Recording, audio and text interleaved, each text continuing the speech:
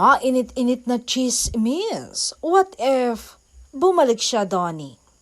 Anong mararamdaman mo pag bumalik yung una mong inibig? Ano kaya ang mararamdaman mo? Yan ang naging tanong ng mga mosang saktor. Diretsahan niya namang sinagot ito. Sabi niya, matagal na akong bumitaw.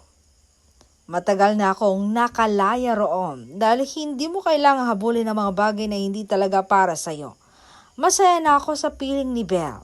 Her love completes me in a way I never imagined. At sa bawat araw na lumilipas, I'm reminded of how lucky I am na nasa tabi ko siya palagi.